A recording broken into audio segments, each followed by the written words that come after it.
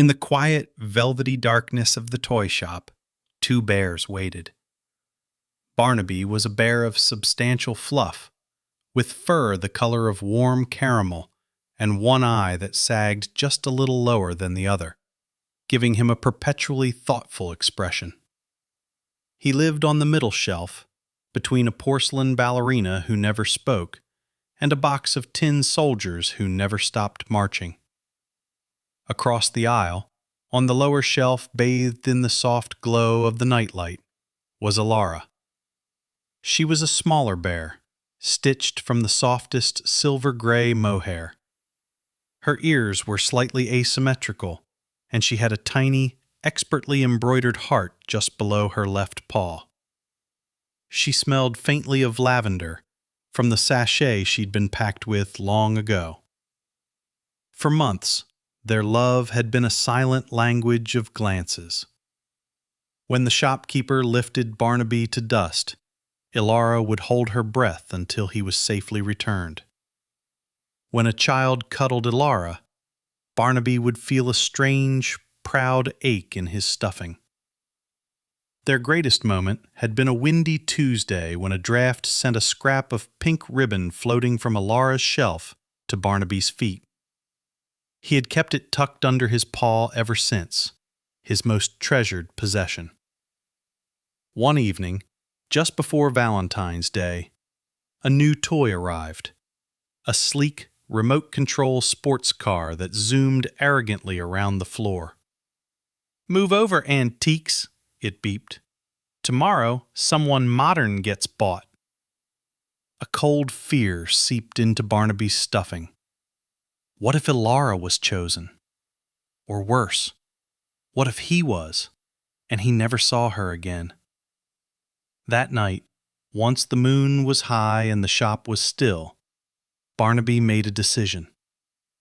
With a grunt of determination, he leaned forward and tumbled off his shelf. He landed with a soft thump on a pile of knitted kittens, who squeaked in protest. "Barnaby!"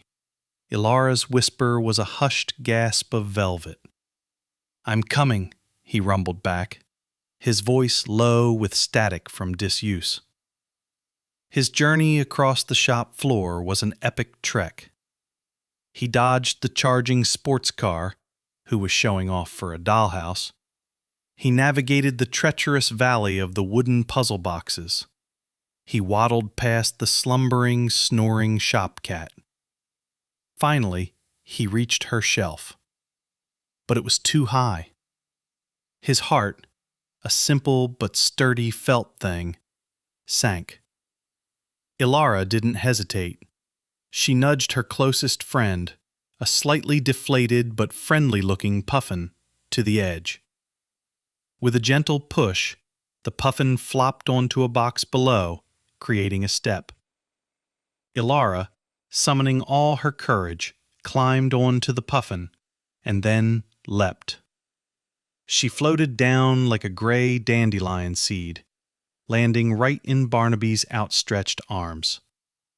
He steadied her, and for a moment they simply held each other, two plush hearts beating in silent sync. "You jumped," Barnaby whispered, amazed. "You crossed the floor," Ilara whispered back, her button eyes shining.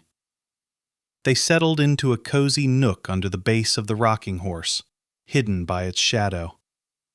There, they shared stories, of the children who had held them, of their favorite sunbeam spots, of the quiet hopes they'd stuffed deep inside.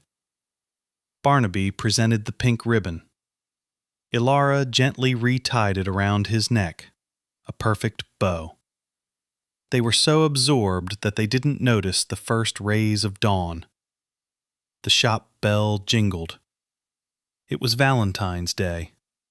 The shopkeeper's eyes scanned the shelves. "Odd," she murmured. "The gray bear is gone." Her gaze fell under the rocking horse. There, nestled together, were Barnaby and Ilara.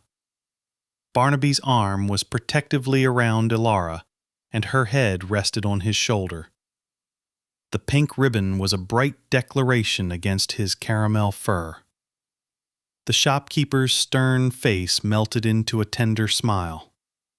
She didn't scold. Instead, she carefully picked them both up, dusted them off, and placed them together in the front display window on a bed of crimson satin. A little later, a man with kind eyes walked by. He was looking for a gift, one that said, "I've loved you since the moment I saw you." He saw the two bears, forever intertwined in their quiet, brave embrace. He didn't see a saggy eye or asymmetrical ears. He saw a perfect pair. That evening, in a cozy apartment filled with the smell of chocolate, Barnaby and Alara found their forever home, propped side by side on a pillow. They had crossed a vast wooden universe for each other. Now they would watch all the sunrises and sunsets together. Two brave little bears who proved that the biggest love sometimes comes in the softest, most stuffed packages.